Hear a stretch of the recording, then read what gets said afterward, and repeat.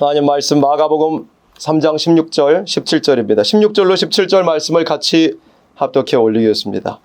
이 12를 세우셨으니 시몬에게는 베드로란 이름을 더하셨고 또 세베대의 아들 야고보와 야고보의 형제 요한이니 이 둘에게는 보아너게 곧 오레의 아들이란 이름을 더하셨으며.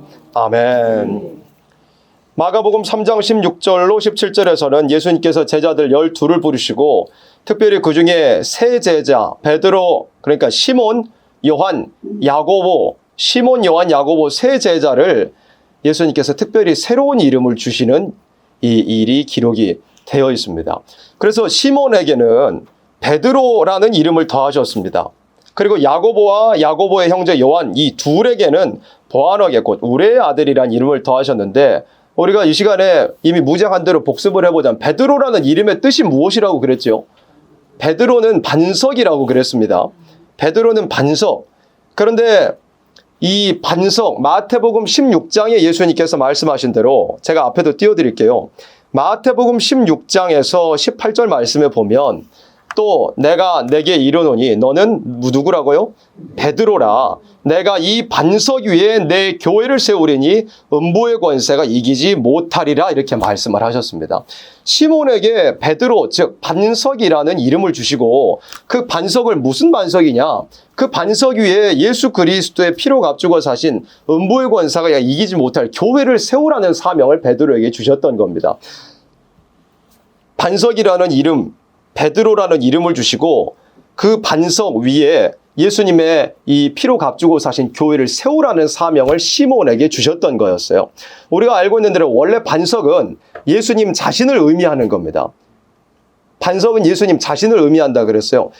이 사도 바울이 고린도전서 10장 말씀과 같은 경우에도 이 출애굽의 역사를 설명하면서 반석은 곧 그리스도시라 그렇게 설명했고, 또 베드로도 나중에 편지서를 기록을 할 때 신령한 돌이신 우리 그리스도 예수시다 라고 기록을 했어요. 그리고 선지서 여러 구절에서도 예수님께서 반석이시고 또 돌이라는 표현이 나오기도 합니다. 이 시온에서 시험한 돌을 믿는 자는 급절하게 되지 아니한다.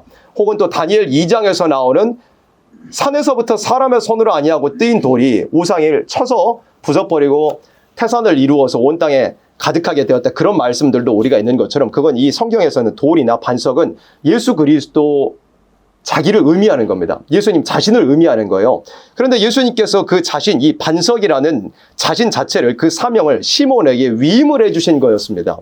그래서 시몬에게 베드로 반석이라는 이름을 주신 것은 시몬 자체가 반석이라는 뜻이 아니고 예수님이 우리의 반석이시고 그 예수님의 반석 위에 교회를 세워내라는, 흔들리지 않을 그런 반석의 터 위에 예수 그리스도의 피로 값주고 사신 교회를 세워내라는 그 사명을 누구에게? 시몬에게 주셨다는 의미입니다. 그래서 이 시몬에게 주신 이 사명대로 예수님께서 이 땅에 다녀가셔 승천하신 후에 지난 2000년 동안의 기독교 역사가 이어져 왔습니다. 교회를, 이 예수를 알지 못하는 곳에 예수 복음이 전해지고, 예수를 알지 못하는 곳에 교회가 세워지고, 교회가 그렇게 각 나라와 민족과 족속과 방언 가운데 세계만방에 확장이 되는, 세계에 먼저 교회가 확장이 되고 예수 십자가와 부활의 복음이 전파가 되는 일이 그렇게 시몬, 즉 베드로의 사명 아래서 다 이루어지게 되었던 겁니다. 그리고 이제 17절에 말씀할 때 또 세베대 아들 야고보와 야고보의 형제 요한이니 이 둘에게는 무슨 이름을 주셨어요? 보아너게 곧 우레의 아들이란 이름을 더하셨으며, 우레라는 것은 성경에서 하나님의 이 무서운 진노, 하나님의 무서운 분노, 그런 것들을 의미하는 것이기도 합니다. 그래서 우레의 아들이라는 것도 원래는 예수님 자기를 가리키는 것이지만, 그러니까 심판자의 아들, 우레의 아들, 무섭게 오실 예수님 재림의 모습을 말씀을 한 그런 사명, 예수님의 재림을 증거할 사명을 이 요한과 야고보 둘에게 주셨다라고 우리가 이제까지 우리 세일교회는 무장을 해왔고 또 전해왔습니다. 이 시간에 보고자 하는 것은 뭐냐면, 이 시몬, 베드로, 그러니까 베드로의 사명의 한계에 대해서 베드로가 직접 기록하고 전했던 이 복음을 통해서 한번 살펴보자 이겁니다. 베드로는 은혜 시대의 사명을 뜻한 이름이고, 이 마지막 때 보아너게는 환난 시대의 사명을 뜻하는 이름인데, 이 시몬이라는 사람이 베드로라는 이름을 받아가지고 반석 위에 교회를 세우는 사명, 예수를 알지 못하는 사람에게 먼저 예수를 전하는 사명을 해왔었던 것인데, 이 시몬 베드로라는 이름과 또 보아너게라는 이름이 분명히 사명의 차이가 있다는 것을 우리가 무장을 했어요. 베드로라는 이름은 은혜시대의 사명, 십자가의 복음을 전하고 또 부활의 소망을 전하고 영혼의 구원을 전하고 교회가 없던 곳에 교회를 세워내는 사명을 하는 것이 바로 베드로의 사명이었어요. 그게 지난 2000년 동안의 기독교 역사였고, 그 베드로의 사명을 통해서 세계 만방에 교회가 확장되고 난 뒤에는 말씀한 것처럼 이제 예수님 재림의 때가 가까울 때 우레의 아들, 심판자의 아들, 즉 재림의 예수님을 맞이해야 될 보안역의 사명을 해야 될 것을 우리가 그렇게 무장을 해왔고 정리를 해왔습니다. 그런데 이 베드로의 사명의 한계에 대하여서 우리가 이 시간 베드로가 직접 기록한 글과 또 베드로가 전했던 그런 설교 말씀을 통해서 한번 살펴보자 이겁니다. 먼저는 무슨 말씀을 찾아보아야 하느냐면 베드로전서 1장을 찾아봅니다. 베드로 사도가 기록한 베드로전서 1장입니다. 베드로전서 1장 8절에 보니까 베드로전서 1장 8절, 예수를 너희가 보지 못하였으나 사랑하는도다. 이제도 보지 못하나 믿고 말할 수 없는 영광스러운 즐거움으로 기뻐하니, 예수를 너희가 보지 못하지만 사랑하는도다. 이제도 보지 못하나 믿고 말할 수 없는 영광스러운 즐거움으로 기뻐하니, 9절 같이 합독합니다. 믿음의 결국 곧 영혼의 구원을 받음이라 이렇게 말씀했어요. 베드로가 자신이 쓴 편지에서 자기가 전하는 이 복음의 핵심이 뭐냐 할 때 믿음을 통해서 받게 되는 영혼의 구원에 대해서 전했어요. 그리고 이 믿음의 결국 영혼의 구원에 대한 말씀은 10절 말씀에 보니까 이 구원, 그러니까 먼저 영혼의 구원, 예수 그리스도를 믿음으로 말미암아 얻게 되는 이 영혼의 구원에 대해서는 10절에 보니까 이 구원에 대하여는 너희에게 임할 은혜를 예언하던 선지자들이 연구하고 부지런히 살펴서, 그러니까 예수님께서 초림으로 다녀가셨다는 것을, 십자가에 죽으셨고 부활하셨다는 것은 그 사실을, 베드로가 전하는 그 십자가와 부활의 사실을 선지자들이 미리 예언했었다라는 것을 베드로가 지금 변론을 하고 있는 거예요. 11절에 자기 속에 계신 그리스도의 영이 그 받으실 고난과 후에 얻으실 영광을 미리 증거하여 어느 시 어떠한 때를 지시하시는지 상고하니라. 영혼의 구원에 대하여서도 구약 선지자들이 미리 기록을 해 놓았었다라는 것을 베드로 사도가 지금 변론을 하고 있는 거예요. 믿음의 결국 곧 영혼의 구원을 받는, 그럼 예수님을 믿음으로 말미암아 영혼의 구원을 받는 이 진리를 전하는 것이 베드로의 사명인데, 은혜시대의 사명인데, 이 믿음으로 받게 되는 영혼의 구원에 대해서 이미 구약시대 선지자들이 미리 증거를 해놨고, 그 증거해놨고 예언해놨던 대로 예수님께서 다녀가셨고, 예언대로 오셨던 예수님을 너희가 믿음으로 영혼의 구원을 얻게 되었다. 지금 베드로가 이걸 변론을 하고 있어요. 그래서 베드로가 전하는 어쨌든 구원의 이 핵심은 뭐냐면 육의 구원인가요? 영혼의 구원인가요? 영혼의 구원을 전했어요. 그리고 나서 베드로가 이 베드로전서 1장에 자신이 기록한 베드로전서 1장 마지막에 보니까 23절에 보세요. 베드로전서 1장 23절에 베드로 사도가 영혼의 구원을 전하면서 무엇을 말씀했느냐?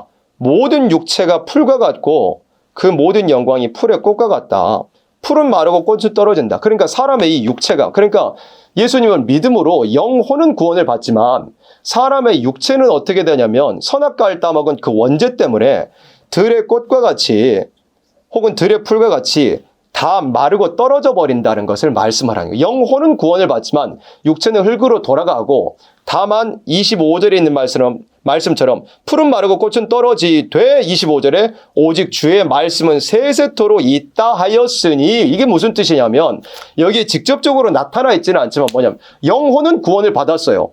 그런데 육체는 선악과를 먹은 죄 때문에 들의 풀이나 꽃과 같이 마르고 떨어지는 거예요. 육체는 죽는 거예요. 그러나 죽어버리고 육체가 끝나는 것이 아니고 예수님께서 말씀하신 것처럼 나는 부활이요 생명이니라고 말씀하신 것처럼, 나를 믿는 자는 죽어도 다시 산다고 하신 말씀처럼 영혼은 구원을 받고 육체는 원죄 때문에 흙으로 돌아갈지라도 그걸로 끝나는 게 아니라 부활의 소망을 가지고 죽는다는 것을 지금 베드로 사도가 변론하고 있는 거예요. 그래서 너희에게 전한 복음이 이 말씀이니라. 베드로 사도가 이걸 지금 변론하는 거예요.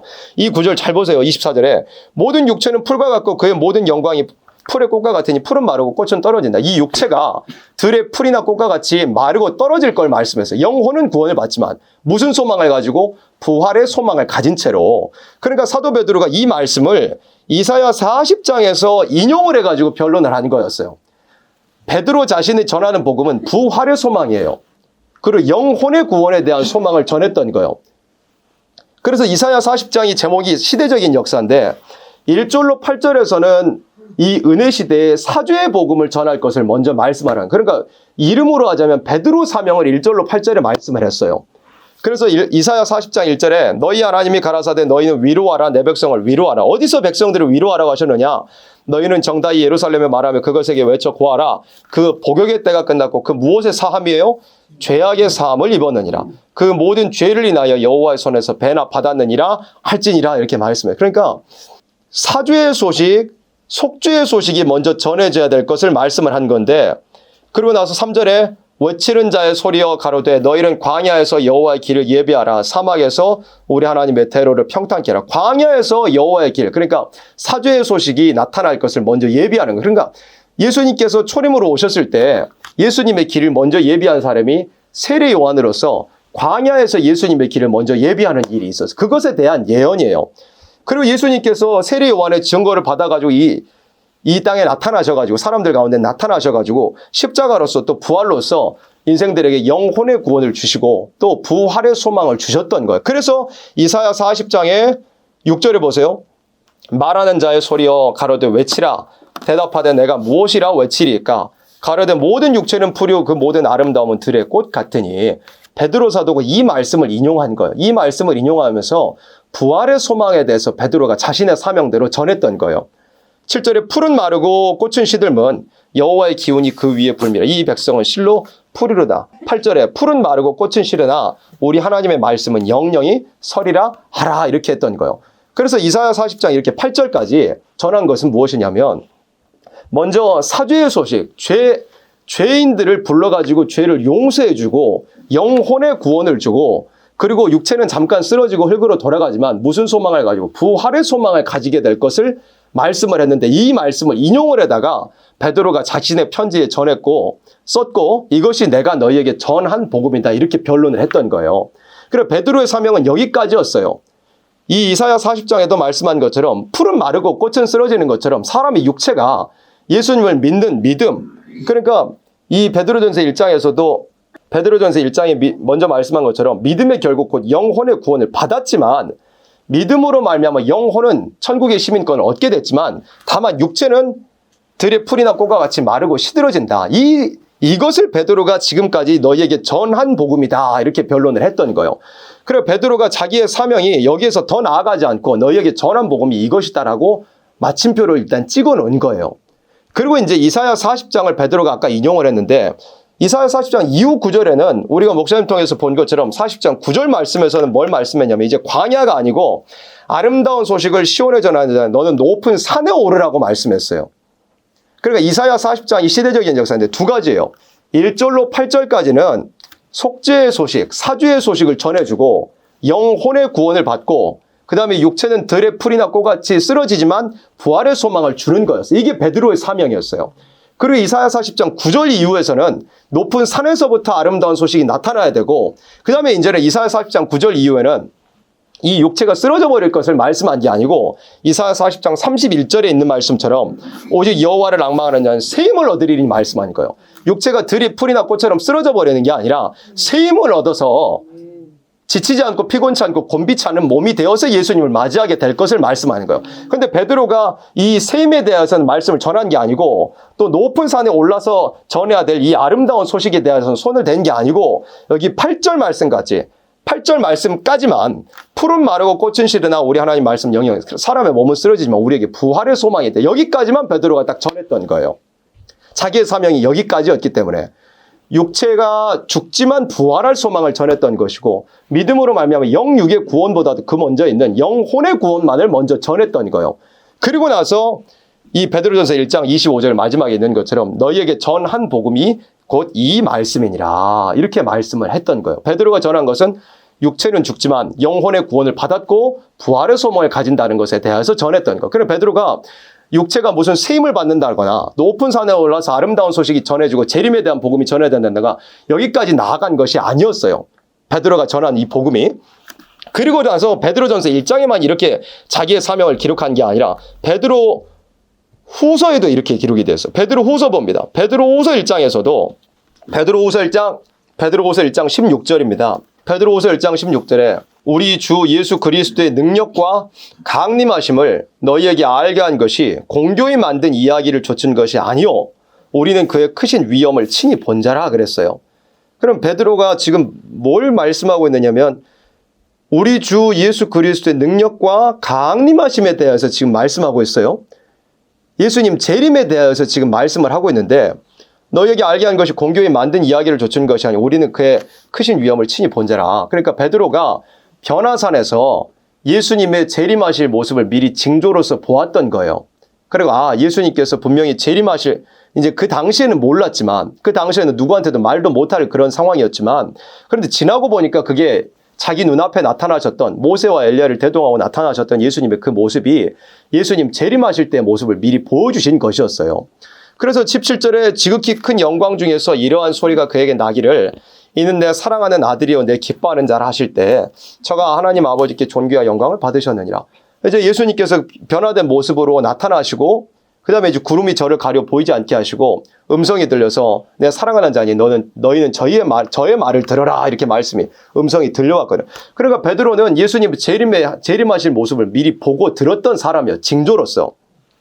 그래서 18절에 이 소리는 우리가 저와 함께 거룩한 산에 있을 때 하늘로서 나옴을 들은 것이라. 예수님 재림에 대한 확실한 이 소망과 그 확신을 자기가 직접 눈으로 보고 귀로 체험했다는 것을 말씀한 거예요. 그런데 베드로가 19절에 말씀할 때 또 우리에게 무엇이 있어요?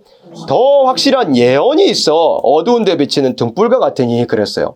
자기가 눈으로 본 것보다도 자기가 귀로 들은 것보다도 예수님 재림을 증거할 만한 더 확실한 것이 있는데 그게 무엇이냐면 예언이라고 말씀한 거예요. 그런데 이 더 확실한 것이 예언은 예언인데 예수님 재림에 대해서는 자기가 눈으로 보고 귀로 들은 것보다 더 확실한 것이 있는데 그게 예언이라는 거예요. 베드로 자신도 눈으로 보고 들은 것보다 예언이 더 확실하다는 것을 아는데 뭐라고 말씀을 했느냐면 또 우리에게 더 확실한 예언이 있어 어두운 데 비치는 등불과 같으니 날이 새어 샛별이 너희 마음에 떠오르기까지 너희가 이것을 주의하는 것이 가하니라. 그러니까 확실한 것은 제일 확실하고 더 확실한 것은 예언인데 이것이 아직 열려지지 않았고 너희 마음에 떠오르기까지 너희가 이것을 주의하는 것이 가하니라. 주의하고 있으라. 기다리고 있으라는 뜻이에요. 그리고 20절에 말씀할 때 먼저 알 것은 경의 모든 예언은 사사로이 풀 것이 아니니 그랬어요. 그러니까 예수님 재림에 대해서는 자기가 눈으로 보고 귀로 들었고 예수님 분명히 오신다는 소망과 확신은 분명히 자기가 체험을 했지만 예수님 재림에 대한 그 자세한 말씀 즉 더 확실한 예언에 대해서는 아직 열려지지 않았고 다만 기다리고 있어야 될 것을 말씀했고 또 20절에 말씀한 것처럼 먼저 할 것은 경의 모든 예언은 사사로이 풀 것이 아니야. 또 함부로 손댈 것이 아니다라고 말씀을 한 거예요. 그러니까 자기의 사명이 눈으로 보고 귀로 듣고 예수님 재림에 대한 확신과 소망은 분명히 있지만 그렇다고 해서 이 더 확실한 예언이 있어도 거기에 대해서는 자기가 손을 대지 않고 언급할 수 없다는 것을 그 사명의 한계를 뚜렷이 해놓은 거예요. 그리고 21절에 예언은 언제든지 사람의 뜻으로 낸 것이 아니요 오직 성령의 감동하심을 입은 사람들이 하나님께 받아 말한 것임이니라. 그러니까 확실한 건 예언인데 예언을 또 사사로이 풀어서도 안 되고 다만 샛별이 너희 마음에 떠오르기까지 어두운 데 비치는 등불이 예언의 말씀이라는 이 샛별이 우리 마음에 떠오르기까지 다만 기다리고 주의하고 있어라. 이렇게만 하고 갈무리를 딱 지은 거예요. 자기의 사명은 아니라 이거죠. 그러니까 자기가 눈으로 보고 귀로 듣고 자기에게 보여주신 이루어진 징조, 그러니까 미리 보여주신 자기가 체험했던 징조를 통해서 예수님이 분명히 오신다는 그 확신과 소망만을 전해줬지만 예수님이 어떻게 오실 것인지를 자세한 내용인 예언에 대해서는 자기도 손을 못 댄다, 손을 대지 않겠다라고 이렇게 마침표와 한계를 정해놨다 이겁니다. 그리고 나서 베드로후서 2장에는 또 뭐라고 말씀했느냐면 그러나 민간에 또한 거짓 선지자들이 일어났었나니 이와 같이 너희 중에도 거짓 선생들이 있으라. 그러니까 이 예언의 말씀을 가지고 함부로 풀거나 사사로이 해석하려는 거짓 선지자들이 있을 것이니 그런 거짓 선생들과 거짓 선지자들을 주의하라고 베드로후서 2장에는 그렇게 말씀한 거예요. 그리고 베드로후서 3장에서는 뭐라고 말씀을 했느냐? 베드로후서 3장에서는 사랑하는 자들아, 내가 이제 이 둘째 편지를 너희에게 쓰노니 이 둘로 너희 진실한 마음을 일깨워 생각하게 하여 곧 거룩한 선지자의 예언한 말씀과 주 되신 구주께서 너희의 사도들로 말미암아 명하신 것을 기억하게 하려 하노라. 먼저 이것을 알지니 말세 기롱하는 자들이 와서 자기의 정욕을 쫓아 행하며 기롱하여 가로되 주의 강림하신 나는 약속이 어디 있느냐? 조상들이 잔후로부터 만물이 처음 창조할 때와 같이 그냥 있다 하니, 이렇게 해가지고 재림에 대해서 기다리고 있어야 된다는 것을 베드로후서 3장에서는 말씀했어요. 그리고 베드로가 재림에 대해서 간략하게 설명합니다. 뭐라고 설명을 하느냐? 9절에 보세요. 주의 약속은 어떤 이에 더디다고 생각하는 것 같이 더딘 것이 아니라 오직 너희를 대하여 오래 참으사 아무도 멸망치 않고 다 회개하기에 이르기를 원하시느니라. 10절에 그러나 주의 날이 도적같이 이르니 그날에는 하늘이 큰 소리로 떠나가고 체질이 뜨거운 물에 풀어지고 땅과 그 중에 있는 모든 일이 드러나리로다. 마지막 재림의 때, 마지막 심판의 때는 이 온 세상이 다 불타버리고 하늘이 큰 소리로 떠나가고 체질이 뜨거운 물에 풀어져 버릴 것에 대하여서 재림에 대해서 간략하게, 그러니까 심판이 있을 것에 대해서 간략하게만 말씀을 전한 거예요. 그래가지고 11절에 이 모든 것이 이렇게 풀어지리니 너희가 어떠한 사람이 되어야 마땅하냐? 거룩한 행실을 경건함으로 하나님의 날이 임하기를 바라보고 간절히 사모하라. 그러니까 베드로가 영혼의 구원에 대해서 전하고 부활의 소망에 대해서 전했어요. 또 예수님 십자가와 부활, 초림에 오셨던 일에 대해서 베드로가 그렇게 전했었어요. 그렇다고 해서 재림에 대해서 아예 전하지 않은 것이 아니고 베드로는 자기가 눈으로 본 것과 귀로 들은 그런 체험과 예수님께서 분명히 재림하신다는 그 확신과 소망도 분명히 같이 전했어요. 그래서 자세한 내용은 전하지 않았어요. 이 뒷구절에 있는데 다만 이렇게 하나님의 날이 임하기를 간절히 바라보고 간절히 사모하라. 재림을 사모해야 된다는 걸 분명히 말씀을 했어요. 그날에 하늘이 불에 타서 풀어지고 체질이 뜨거운 물에 녹아져려 우리는 그의 약속대로 의에 관한 무엇을 바라봐요? 새하늘과 새 땅을 바라보도다 그랬어요. 그러니까 예수님께서 재림하실 때 심판이 있고 세상이 불타버리고 분명히 새하늘과 새 땅이 이루어질 것에 대한 소망만 이렇게 분명히 전해놓은 거예요. 그리고 나서 이 아래 구절로 내려와 보면 15절에 먼저 보세요. 15절에 또 우리 주의 오래 참으심이 구원이 될 줄로 여기라. 재림에 대해 지금 계속 설명해요. 우리 사랑하는 형제 누구도요? 바울도 그 받은 지혜대로 너희에게 이같이 썼고 그랬어요. 그러니까 베드로가 베드로후서 3장에 예수님 재림에 대한 확신과 소망 정도만 주고 있어요. 하나님의 날이 임하기를 간절히 바라고 사모해라. 그날은 뜨거운 불로서 세상이 다 불타버릴 날이지만 우리는 의롭고 경건함으로 새하늘과 새 땅이 임할 것을 기다린다. 너희는 그것을 기다리고 있으라. 분명히 재림에 대한 확신과 소망도 전했어요.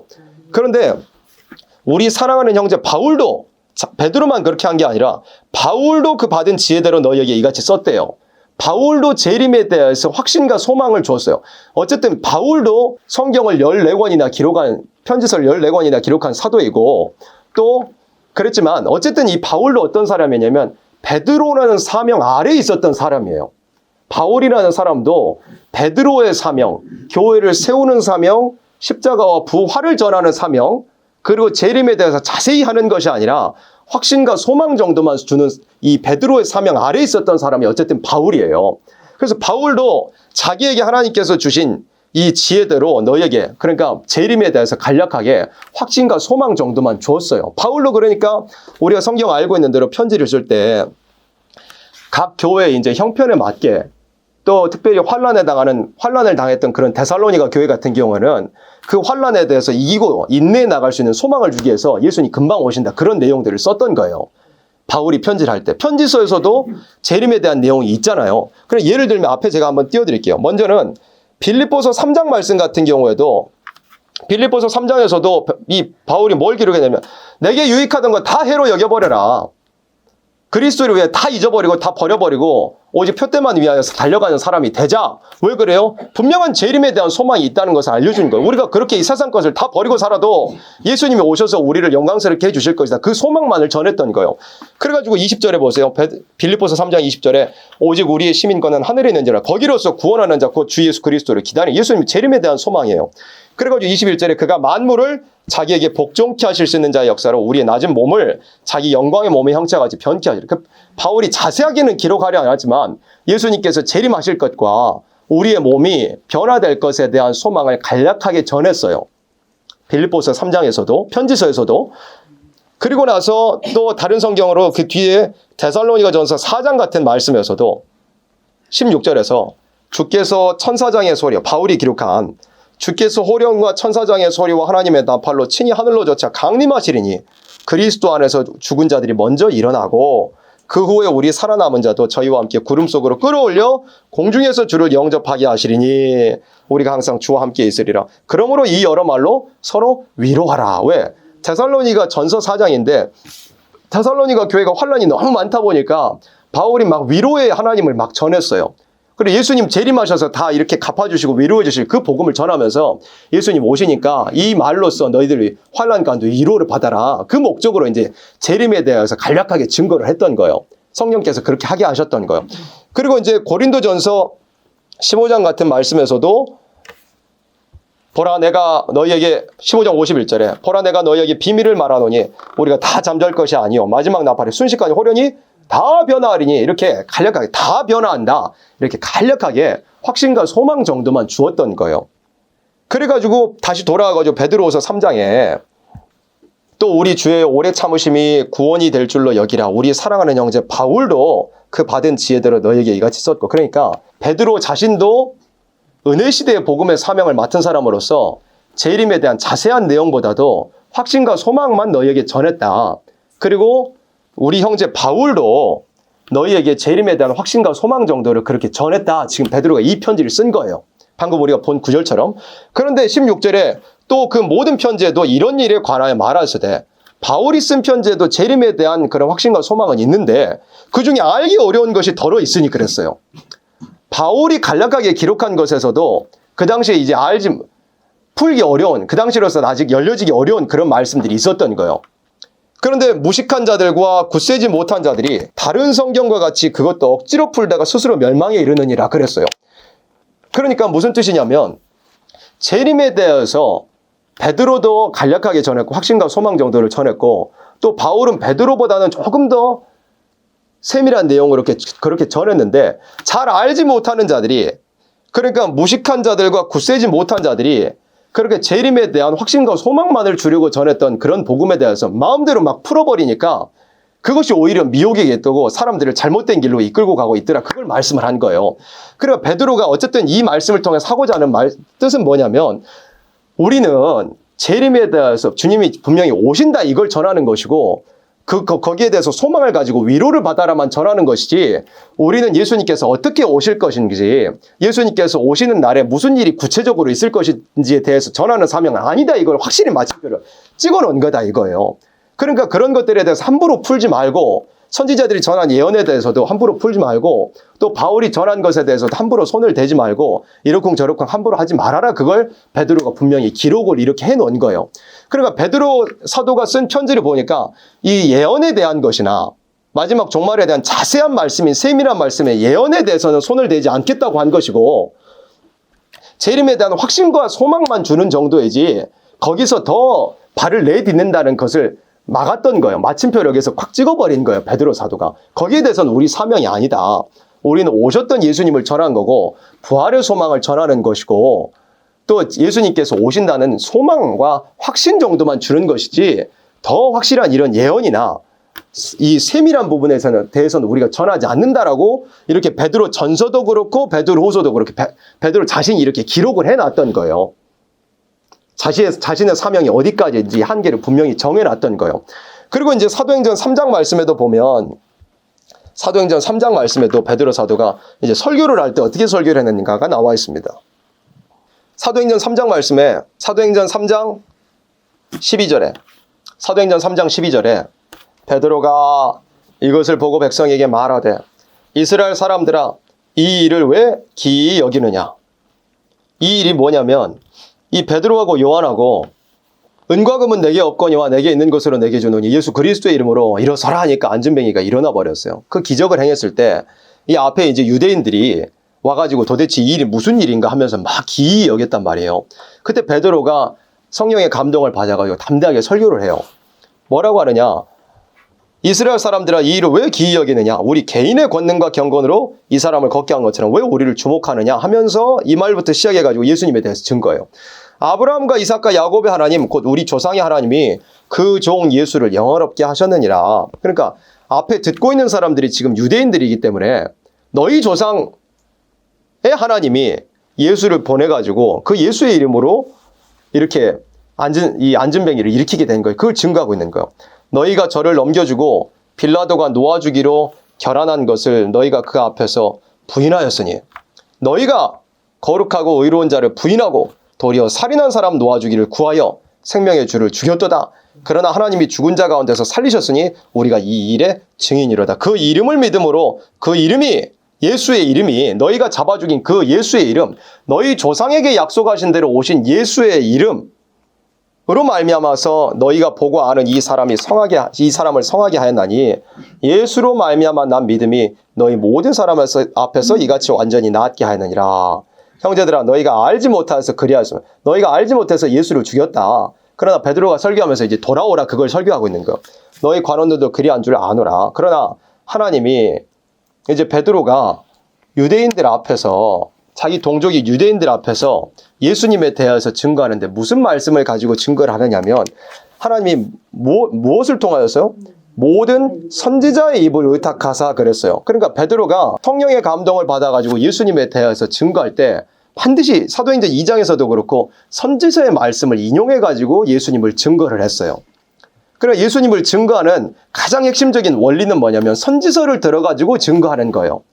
예수님 자신도 누가복음 24장에서 자기를 증거할 때 모세의 율법과 시편과 선지자의 글에 나를 가리켜 기록된 모든 것이 이루어져야 하리라 이렇게 자기에 대해서 증거하셨어요. 또 사도 바울도 사도행전 28장에서 예수에 대하여 전하면서 선지자의 글로서 권하라라 그렇게 사도행전 28장에 기록이 됐어요. 그러니까 예수님을 증거하는 이 원리가 뭐냐면 선지자의 글을 들여다가 예수님을 증거를 하는 거예요. 그리고 베드로도 마찬가지로 성령의 감동을 받아서 하나님이 모든 선지자의 입을 의탁하사 자기의 그리스도의 해 받으실 일을 미리 알게 하신 것을 이와 같이 이루셨느니라. 예수님께서 오셔서 너희의 손에 잡혀 죽으신 것이 선지자, 너희 조상 선지자들을 통해서 하신 말씀대로 이루어진 것이다. 베드로가 그걸 증거하는 거예요. 그러면 선지자를 통해서 먼저 증거한 내용이 뭐냐? 선지자를 통해서 예수에 대해 증거한 내용이 두 가지인데 먼저는 첫 번째는 뭐냐? 19절에 보세요. 19절 같이 합동합니다. 그러므로 너희가 회개하고 돌이켜 너희 죄 없이 함을 받으라. 이같이 하면 육피하게 되는 날이 주 앞으로부터 이를 것이요. 아멘. 베드로가 예수님에 대하여서 증거하면서 선지자의 입으로 말씀한 대로 이루어졌다 이걸 말씀해요. 그러면 선지자의 이 말씀한 예언을 가져가지고 예수님을 증거하는데 먼저는 뭐냐면 선지자 예언한 대로 예수님 오셔서 죄 사함을 줬다 이거예요. 선지자 예언한 대로 예수님께서 오셔서 너희가 그 예수님을 믿으면 죄 사함을 얻게 된다. 그걸 지금 베드로가 전하고 있는 거예요. 18절에 그러나 하나님이 모든 선지자의 입을 의탁하사 자기의 그리스도의 해 받으실 일을 미리 알게 하신 것을 이와 같이 이루셨느니라. 그러므로 너희가 회개하고 돌이켜 너희 죄 없이 함을 받으라. 이같이 하면 육피하게 되는 날이 주 앞으로부터 이를 것이요. 그랬어요. 선지자 예언대로 예수께서 오셨고 예수께서 오셔서 고난을 받으셨고 너희가 그 예수를 회개하고 돌이켜 믿으면 죄 없이 함을 받게 된다. 지금 베드로가 이걸 증거한 거였어요. 그러니까 자기가 전할 이 베드로의 사명이 29절 안에 들어있는 거예요. 예언대로 오신 예수님을 믿고 죄 사함을 얻고 유쾌하게 되는 날을 받아라. 이걸 지금 베드로가 전하고 있는 거예요. 그리고 나서 20절에 또 뭐라고 말씀을 했느냐. 또 주께서 너희를 위하여 예정하신 그리스도 곧 예수를 보내시리니 그랬어요. 재림에 대해서도 베드로가 증거하고 있어요. 재림에 대해서도 증거할 때 뭐라고 증거를 합니까? 21절에 하나님이 영원전부터 누구의 입을? 거룩한 선지자의 입을 의탁하여 말씀하신 바 그랬어요. 베드로가 이 죄사함의 복음, 속죄의 복음, 십자가와 부활의 복음, 부활의 소망, 영혼의 구원을 전하면서도 재림의 복음을 아예 안 전한 게 아니고 재림에 대해서 전했어요. 다만 확신과 소망에 대해서만. 아까 본 것처럼, 미리 본 것처럼 베드로가 쓴 편지, 베드로 전서와 후서에 본 것처럼 재림이 분명히 있다는 것만 전했어요. 자세한 것은 전하지 않고. 그러니까 이 사도행전 3장에서도 같은 맥락이에요. 시기적으로는 앞이겠지만. 그래서 베드로가 초림에 대해서도 선지자의 예언대로 예수님께서 오셨고 그 예수님을 믿으면 너희가 죄사함을 얻는다라고 전했고, 또 재림에 대해서도 말씀할 때 또 주께서 너희를 위하여 예정하신 그리스도 곧 예수를 보내시리니 재림에 대해서도 증거하면서 누구의 글을 인용하여 거룩한 선지자의 입을 의탁하여, 그러니까 선지자의 예언대로 예수님께서 오실 것이다, 이걸 베드로가 또 증거하는 거야. 그런데 아까 우리가 이미 베드로의 글을 통해서 본 것처럼 베드로가 선지자의 예언대로 다시 오실 예수님에 대해서는 자세하게 변론을 해요, 아니에요? 안 해요. 자기의 사명이 아닌 거예요. 그러나 간략하게는 말씀을 할 때 뭐라고 말씀했느냐면 거룩한 선지자의 입을 의탁하여 말씀하시면 예수님 재림의 때는 어떻게 되느냐? 만유로 회복하실 때까지는 하늘이 마땅히 그를 받아두리라. 무슨 뜻이냐면 하늘에 예수님께서 부활 승천하셔서 보좌 우편에 앉아 계신다 그랬잖아요. 우리 예수님께서는 지금 물론 우리 마음에도 다 계시지만 실제로 예수님께서 계신 곳은 하나님 보좌 우편에 하늘에 계시다 이거예요. 그런데 그러니까 마지막 때까지는 하늘이 마땅히 그를 받아둔다고 그랬어요. 예수님 재림하실 때까지는, 그 전까지는 하늘에 계속 계시는 거예요. 근데 예수님께서 하늘이 마땅히 그를 받아두다가 이제 예수님께서 그리스도 곧 예수를 보내시리니 그랬잖아요. 누구의 입을 통해서 말씀하신 대로? 선지자의 입을 통해서 말씀하신 대로. 그럼 선지자의 입을 통해서 말씀하신 대로 이제 하늘에서 이 땅에 재림하실 때는 어떤 일이 있게 돼요? 만유로 회복하신다 이거예요. 그러니까 베드로가 재림에 대해서 이렇게 분명히 말씀을 전해 놨던 거예요. 베드로의 사명이 자세하게 전하는 것은 아닐지라도 재림에 대해서 확신과 소망을 줄 때 선지자의 글대로 예수님께서 재림하실 것이고 재림하실 때는 만유로 회복하러 오실 것이다, 이걸 전해놓은 거예요. 베드로의 사명이 여기까지는 일단 전해놨던 거예요. 자세한 것은 전하지 않았지만 예수님께서 재림하실 때는 만유로 회복하실 것이다, 이걸 전해놨던 거예요. 만유로 회복하실 것이다. 예수님께서 재림하실 때는 만유를 회복하러 오시는 거예요. 회복이라는 것은 새로 만드는 게 아니고 원래 있던 걸 고치는 걸 회복이라 그래요. 예수님의 재림은 회복이에요, 회복. 우리가 무장한 대로 사람이 범죄해가지고 선악과를 따먹어가지고 죄가 들어오게 됐고 육체가 죽게 돼. 하나님께서 창세기 3장에서 너는 흙이니 흙으로 돌아가라 그렇게 말씀했잖아요. 사람이 선악과 먹는 죄 때문에, 불순종의 죄 때문에 사람이 사망으로 떨어지게 됐습니다.